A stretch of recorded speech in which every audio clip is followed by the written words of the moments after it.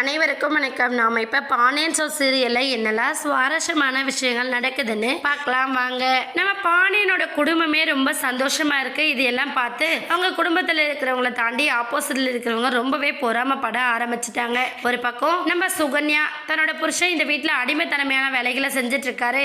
இவரை கூட்டிட்டு போய் அவங்க அண்ணனுங்களோட சேர்த்துட்டோம் அப்படின்னா அவங்க இவருக்கு சொந்தமா பிசினஸ் ஆரம்பிச்சு கொடுத்துருவாங்க. இவரும் வாழ்க்கையில முன்னேறிடுவாரு, நமக்கும் எந்த கௌரவ பிரச்சனையும் வராது அப்படின்னு சொல்லிட்டு நம்ம சுகன்யா ஒரு பக்கம் யோசிச்சு பழனிக்கிட்ட இந்த விஷயமா டிஸ்கஸ் பண்றாங்க. வாங்க, உங்க அண்ணனுங்க வர சொன்னாங்க, உங்களுக்கு சொந்தமா பிசினஸே ஆரம்பிச்சு தராங்களா, நீங்க ஓனரா இருக்கலாம் அப்படிங்கிற ஆசையை நம்ம பழனிக்கு தூண்டி விட பாக்குறாங்க. ஆனா பழனி இங்க பாரு சுகன்யா, அக்காவும் மாமாவும் என்ன நல்லா பாத்துக்கிறாங்க, அதை தாண்டி எனக்கு பெருசா வேற எதுவும் வேணாம், நான் இங்கேயே இருக்கேன் அப்படின்னு சொல்றாங்க. ஆனா சுகன்யா இல்ல, அண்ணாங்க 2 பேரும் வர சொல்லியிருக்காங்க, நீங்க பேசிட்டு அதுக்கப்புறம் நீங்க என்னவோ டெசிஷன் எடுத்துக்கோங்க, வாங்க போலாம் அப்படின்னு சொல்லிட்டு நம்ம பழனியை அங்க இருந்து கூட்டிட்டு போறாங்க. அங்க போனதும் நம்ம சக்திவேல் என்ன பண்ணான்னு சொல்லிட்டு பாத்தீங்கன்னா, டே பழனி, உனக்கு கொஞ்சம் கூட அசிங்கமே இல்லையா, உன் அண்ணனுங்க 2 பேரும் இங்க நாங்க எப்படி கம்பீரமா இருக்கோம், நீ என்னன்னா அக்கா தான் முக்கியம், அக்கா முந்தானியே பிடிச்சிட்டு அங்க போய் உட்காந்துட்டு இருக்க, உன்னால சுகன்யாவுக்கு எவ்வளவு கௌரவ குறைச்சலா இருக்கு, அதெல்லாம் யோசிச்சிருக்கியா, அந்த பானையனோட கடையில போயிட்டு எடுபடி வேலை செய்யறதா உனக்கு பிடிச்சிருக்கா, ஒழுங்கா அதை எல்லாத்தையும் விட்டுட்டு வா, பாண்டியன் ஸ்டோருக்கு எதிரிலேயே அதை விட பெரிய ஸ்டோரை ஓபன் பண்ணி தரோம், அதை வச்சு